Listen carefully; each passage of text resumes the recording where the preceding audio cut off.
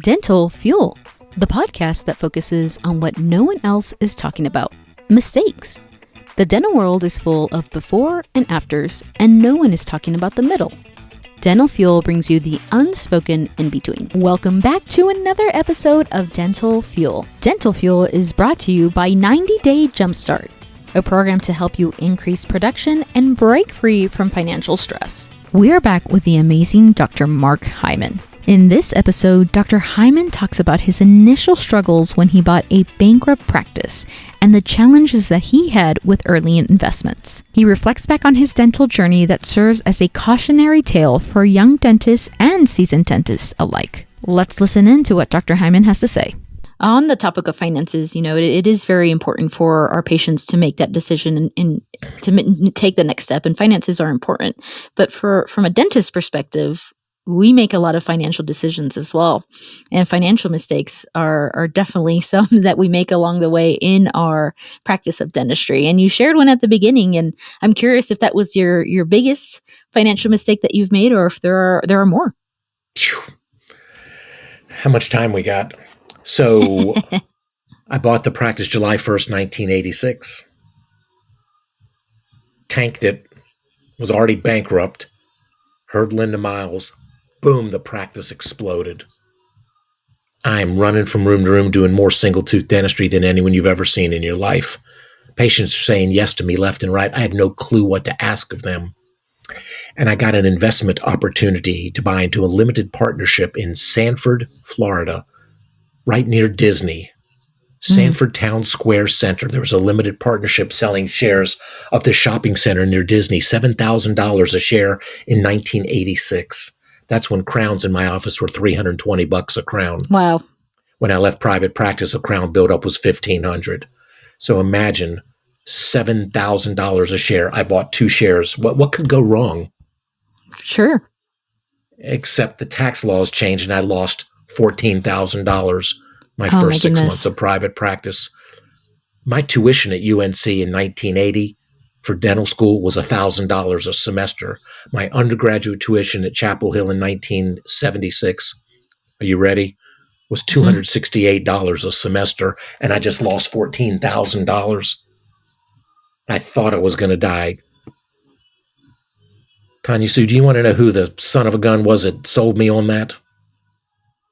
I'm hoping you'll say Walt Disney himself. My brother. My older brother, who I love head to toe. He and his best friend had gone to Carolina, moved to Florida, started buying up properties for no money down. What could go wrong?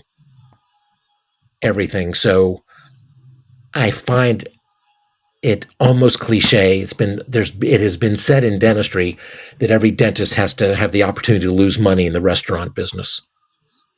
Almost everybody knows a dentist who's invested in a restaurant business, in a limited partnership, in something where I could show you, Dr. Tanya Sue, how to spend $17 a day if you work 200 days a year. I'm a huge intraoral camera guy. I had 8 operatories. I had 8 Digidoc intraoral cameras. It's the #1 camera rated by Reality Magazine in dentistry. I slam guarantee you cannot use an intraoral camera on every patient for every procedure during your 8-hour day and not add $500 a day. Times 200 days a year we work, it's $100,000 change in a year. Boom, by spending $17 a day for the #1 image in dentistry. So I've got colleagues of mine that say, well, I'll buy the cheaper camera. I'll use my iPhone. I'm like, in the days of COVID and HIV and HPV and hepatitis, you're going to reach your hand into your pocket and pull out a cell phone and the patient's going to hock a loogie on it? I don't think so. That's kind of disgusting. So I have people say, oh, Dr. Mark, I'll get a camera and I'll move it room to room. And the answer is no, you won't. There's no way you're taking a before, during, and after photo of everybody you work on without having a camera in every operatory. So the men and women of dentistry are so smart and sometimes so stupid because we think we know better than good common sense, which says you invest in exceptional equipment, exceptional continuing education, exceptional teammates, exceptional systems, and put it all together, and then you can really rock the house. So investment-wise, I'm a huge Warren Buffett fan with Berkshire Hathaway. This is another huge mistake I made. My mother-in-law was a tax collector in Teaneck, New Jersey. I read a dental newsletter 35 years ago that said every dentist should buy a share of Berkshire Hathaway stock every year. At the time, it was $7,000 a share. Have you heard of Berkshire Hathaway, Dr. Tanya Sue? I feel like I can see their logo in my mind, but I don't know. Warren Buffett is perhaps one of the wealthiest men in the world, and has pledged to give all of his money to Bill Gates Foundation, essentially. But today, Berkshire Hathaway stock closed at $613,000 a share. I had a chance to buy it at $7,000 a share. My mother-in-law said, don't do it. It's too expensive. I didn't realize it's not an individual stock. It's a mutual fund, really, that owns a huge chunk of Apple and Coca-Cola and American Express and See's Candy and Dairy Queen and railroads. And I think they make $1 billion a year just in dividends on Apple. Anyway. Wow. So hey, if you're looking to donate a share, I won't be mad. Well, I actually, when Berkshire B came out, it's 1/8 a share of Berkshire A. So I bought a bunch of that. So it's just interesting. I'm not here giving investment advice, except I'm going to quote that famous dental scholar, Shania Twain. Do you know of her? Of course. Let's go, girls. That song, Don't Be Stupid. Oh, yeah. Young doctors, don't be stupid. Invest, save aggressively, invest assertively, and live within your means. So I'm amazed. My students at UNC, they're so smart, Dr. Tanya Sue. They're unbelievable. We had almost 2,000 initial applicants for admissions this year. The September out-of-state average GPA was like 3.9 and the DAT 26. Wow. It's crazy smart kids.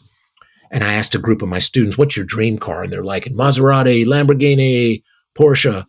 And I'm like, Dr. Marks had a practice top 1% in the United States, and I drive a 10-year-old Acura that I bought with 20,000 miles on it, which saved me $20,000.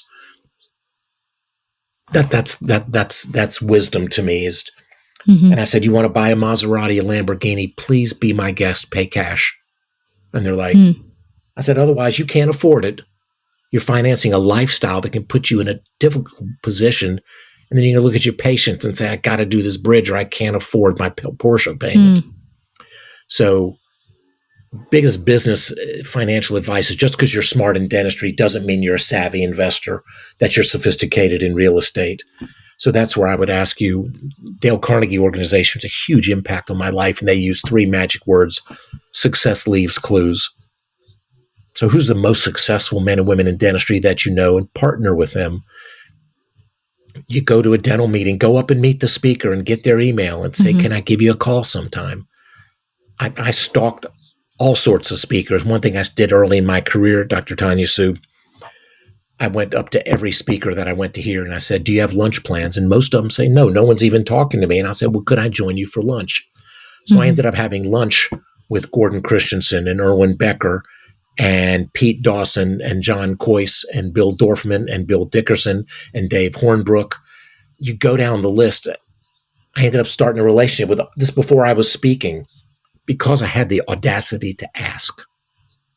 One thing I tried to teach my teammates and my students is 2 things happen when you ask and 1 when you don't. So you may as well ask the question. So I wouldn't be as appreciative of where I ended up financially and business-wise if I hadn't face planted early on. Very well said. And to your point of going up to different speakers or others who may be more seasoned that have so much value to share to you, the worst that they can say is no. And that's okay. No is all right. You move on to the next one. And to me, it's not no, it's not yet. I like that. So, it just, and you know what I found out meeting all these men and women, these amazing, famous names in dentistry, almost to a person, they're exceptional men and women. They're kind, caring souls. They've been willing to leave their family to fly across the country to put on a seminar. And that's some of my best friends in my life, folks I've met through dentistry and through the dental speaking world. So that's been a real joy for me. And I'm very sensitive to me when young folks come up to me with questions, remembering I was that guy 30 years ago, 35 years ago. And so that's been a real joy for me. We hope you're enjoying our conversation with Dr. Mark Hyman, and we hope that you will join us next week where we continue our conversation talking about a tea mistake. If you're looking to grow your practice and need some help along the way, be sure to check out 90-Day Jumpstart. You can start for free by contacting Dr. David Rice. Check out the link to his Calendly in the show notes.